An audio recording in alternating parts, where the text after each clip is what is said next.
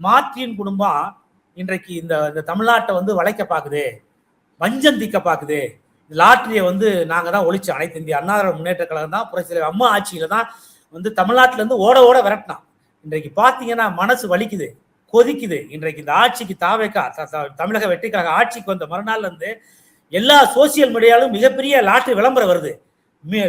செல்போனை திறந்தாலே லாட்டரி விளம்பரம் வருது. மீண்டும் லாட்டரி கள்ள லாட்டரியும் கேரள லாட்டரியும் கொடி கட்டி வியாபாரம் பறக்க போகுது, பறக்குது. அதனால ஒரு வஞ்சம் தீர்க்கிறதுக்காக ஒரு இயக்கத்தின் மீது நாங்கள் தான் அந்த லாட்டரியை தடை பண்ணோம். தமிழ்நாட்டு மக்களுக்கு பால் வார்த்தான், அந்த மக்கள் வாழ்றதுக்கான வழிவகையை ஏற்படுத்தி கொடுத்தான். எத்தனையோ குடும்பங்கள் புரட்சியில அம்மாவை பார்த்து தெய்வமா பார்த்துச்சு. அந்த தெய்வத்தை கட்டி காப்பாற்ற இயக்கத்தை பழிவாங்கிற எண்ணத்துல இன்றைக்கு மார்ட்டின் குடும்பம் ஈடுபடுது. அதனால ஒரு குழுவை பிரிச்சு அவங்களுக்கு தேவையான வசதிகளை செஞ்சு கொடுத்து இன்றைக்கு குதிரை பேரத்துல விஜய் வந்து அவங்களை ஈடுபடுத்துறாரு.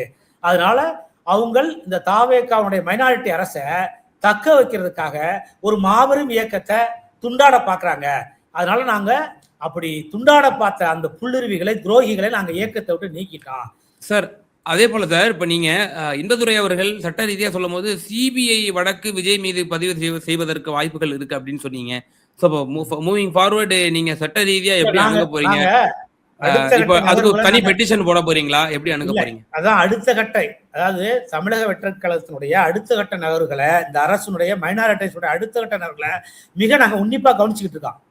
அதாவது அவர் வந்து குதிரை பேரத்தில் ஈடுபட்டாங்கிறதுக்கு அவர் வந்து ஒரு குழுவை போய் செஞ்சதுக்கே சாட்சி. ஒரு இயக்கத்தை விட்டு வெளியே போறாங்க, அவங்க இயக்கத்தினுடைய அத்தனை பொறுப்புகளையும் நாங்க விட்டு நீக்கிறோம். அவங்கள போய் ஒரு குழுவை சந்திக்கிறாரு. அப்ப குதிரை பேரத்திற்கான அத்தனை வழிவகைகளையும் அவர் ஏற்பாடு கொடுக்கிறார். இன்றைக்கு தமிழ்நாட்டோட அத்தனை அரசியல் கட்சிகளும் இன்றைக்கு சோபா மாடல் ஆட்சின்னு சொல்லிட்டு விமர்சனம் செய்யறாங்க. நாங்க அந்த விமர்சனத்துக்கு கூட வரல. ஆனால் அந்த அத்தனை சட்டமன்றத்துக்கும் சோபா போனதாக சொல்றாங்க. அந்த சோபால என்ன இருந்துச்சு ஏது இருந்துச்சுன்னா எங்களுக்கு தெரியல. ஆனால் ஏதோ நடக்குது, குதிரை பேரம் நடக்குது. அதை மரியாதைக்குரிய மாண்புமிகு தமிழ்நாட்டுடைய முதலமைச்சரே போய் செஞ்சதுதான் எங்களுக்கு எல்லாம் வேதனையா இருக்கு.